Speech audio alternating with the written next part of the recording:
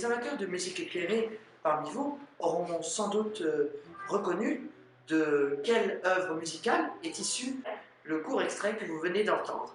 Eh bien, il s'agit du trio numéro 2 pour piano et cordes de Franz Schubert, et plus précisément du deuxième mouvement de ce trio. Et c'est justement de ce deuxième mouvement du trio pour piano et cordes numéro 2 de Franz Schubert dont j'ai choisi de vous parler pour mon coup de cœur pour l'association Vue Pas Vue aujourd'hui. Dans un premier temps, je vais dire quelques mots, rappeler qui était Franz Schubert. Alors Franz Schubert est né en 1797 et mort en 1828. Il est donc mort assez jeune, à l'âge de 31 ans, en 1828, et il a toutefois réalisé une œuvre absolument prolifique. Et le trio pour piano et cordes numéro 2, dont vous venez d'écouter un extrait précédemment, a été composé en novembre 1827. Et il a donc été composé un an environ avant que Franz Schubert ne meure. Et Franz Schubert est à ce moment-là déjà gravement malade. Cette œuvre va être jouée pour la première fois un mois plus tard, donc rappelons-le, l'œuvre a été composée en novembre 1827 et elle va être interprétée pour la première fois le 26 décembre 1827 au Musikverein de Vienne. Franz Schubert dédie cette œuvre dans sa partition originale à tous ceux qui y prendront du plaisir. Pour la deuxième partie de ce coup de cœur, j'ai choisi de vous parler en quelque sorte d'un deuxième coup de cœur qui a un rapport direct, bien évidemment, avec le premier. Et bien en fait, ce trio a été repris dans de nombreux films. Et justement, je vais vous parler de l'un des films dans lesquels on retrouve le deuxième mouvement du trio pour piano et cordes numéro 2 de Schubert. Il s'agit du film Barry Lyndon qui a été réalisé par Stanley Kubrick en 1975. Ce film a notamment obtenu en 1976 l'Oscar de la meilleure musique de film.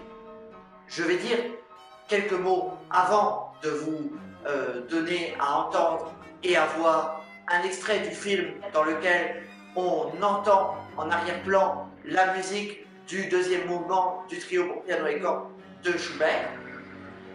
Et donc, rappelons-le, l'histoire de ce film raconte l'histoire d'un jeune intrigant anglais, et plus précisément de son ascension sociale, puis de sa décadence dans l'Angleterre du XVIIIe siècle. Et ce film raconte notamment son mariage avec une aristocrate, Lady Lyndon, qui va tout d'abord séduire, ce qui va être l'objet de la scène justement dont vous allez pouvoir voir un extrait dans quelques instants et dans lequel on trouve le deuxième mouvement du trio pour piano et cordes numéro 2 de Franz Schubert. Et son mariage avec Lady Lyndon va lui permettre d'acquérir une fortune absolument considérable, mais le film raconte aussi sa décadence qui va suivre son mariage. Mais tout de suite, je vous donne à entendre la scène dans laquelle on trouve la musique du trio de Schubert.